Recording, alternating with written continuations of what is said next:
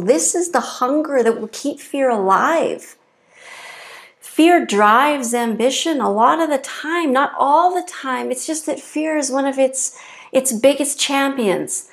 Think about the last time that you failed. I'm sure you felt rotten.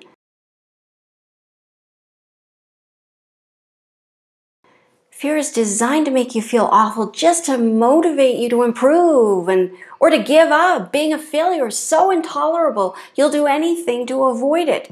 If we fail, we just try harder. We punish ourselves until we smarten up and we get it right. Your work ethic comes in and admonishes you until you fix things, right? Fear propels most people by punishing you with weak feelings, and it pushes you to prove yourself. If you fail, it makes you want to work harder. You toughen up and face the battle. It's a strong stimulant, and it won't let go. It's unrelenting. You can pretend it's not there, but it will always get its way. Get this. Fear, it's an invisible force, and it's shaped your work ethic. I mean, look around at you, your success, your life, your career. You have fear to thank for that. You've had some great lessons together, but if you've remained true to ambition, fear is in your back pocket. Fear will always be waiting for you in the wings, and it scowls at you until you get moving. Desire that's driven by fear is the kind of ambition that spurs a caveman to chase after his next meal. It's how we've evolved over thousands of years. Usually ambition is it's like wound around fear. The only reason fear is involved is around any work or performance is because failure is a possibility. Your goals make failure a possibility. Let's talk about setting goals. I'm an ambitious person. I set a lot of goals. And usually ambitious people are goal setters. They don't have to be the kind of goal, by the way, with deadlines pinned to them. Often it's just an inner drive and intention to improve. If you're not big on setting goals, don't for a second think that this includes you from ambition. Ambition is a drive. It's a motivational force. It's very powerful. It's achy. It's unstoppable. It's inside you. It wants you all the time. Stress will irritate it. It nudges you to go get after your goals, especially when they're pivoted by a timeline. Ambition makes it uncertain. We usually see ambitious people as determined, obsessed, high achievers. I've met many ambitious stay-at-home moms, dog walkers, hairdressers. I've met tellers working at Walmart who ooze ambition.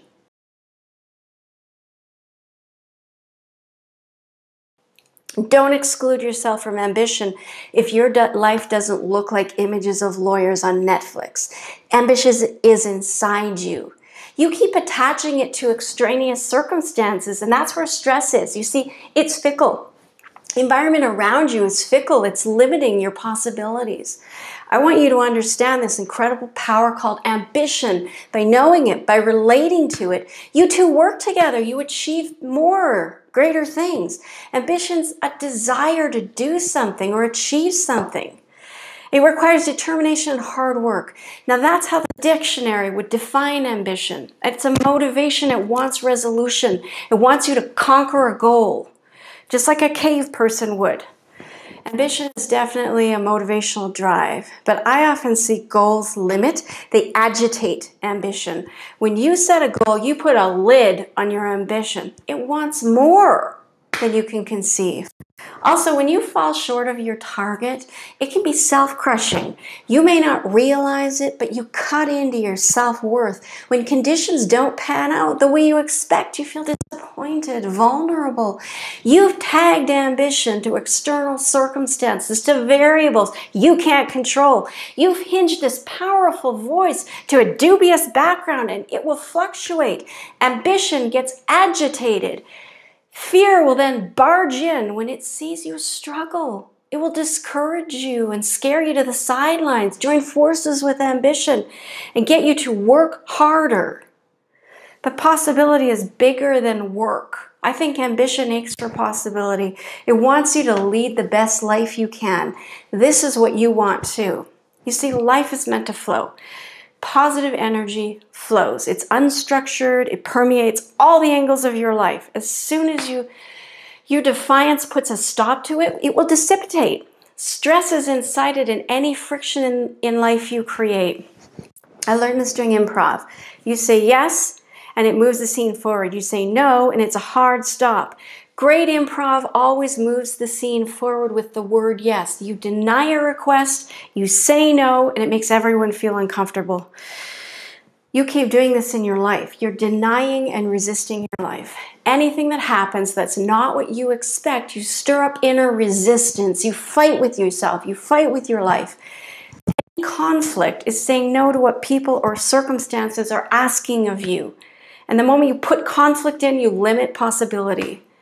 Ambition is not limited. It wants you to open the door to everything. Say yes to everything, whether it's desirable or not. Otherwise, you're limiting ambition. You're putting a hard stop on your possibilities. Goals put boundaries on your dreams. When something doesn't look right to your goal, fear jumps in and it tries to make you escape. It limits you. Negative energy like conflict and disappointment is a true stop. It's the hard no that says, not this time.